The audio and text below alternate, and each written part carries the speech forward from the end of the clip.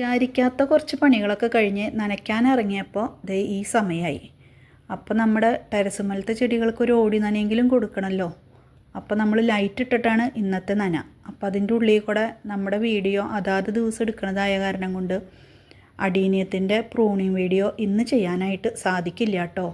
അതുകൊണ്ടാണ് very sorry ആദ്യം തന്നെ ഞാൻ ക്യാപ്ഷൻ ഇട്ടത്. നമ്മുടെ പെറ്റൂണിയ ചെടികൾ വല്ലാണ്ടധികം ഉണങ്ങണതിൻ്റെ മുൻപ് വെട്ടിക്കൊടുത്താൽ അവർ നല്ല ബുഷിയായിട്ട് വീണ്ടും കുറേ നാൾ നമുക്ക് പൂക്കൾ തരും കേട്ടോ.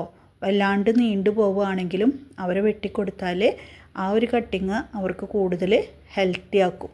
അപ്പോൾ നമുക്ക് പൂക്കൾ കൂടുതൽ നാൾ കിട്ടണം എന്നുണ്ടെങ്കിൽ മുഴുവൻ ഉണങ്ങുന്നതിന് മുൻപ്, അതായത് ചെറിയൊരു ഉണക്കം ബാധിച്ച് തുടങ്ങുമ്പോൾ തന്നെ അവരൊന്ന് നല്ല രീതിക്ക് കട്ട് ചെയ്ത് കൊടുത്താൽ നല്ലോണം പൂക്കൾ കിട്ടും. ഇത് നമ്മുടെ ഗാർഡനിലേക്ക് വന്ന പുതിയ ആളാണ്. സൈപ്രസ് വൈൻ എന്നാണ് ഇപ്പോൾ പേര്.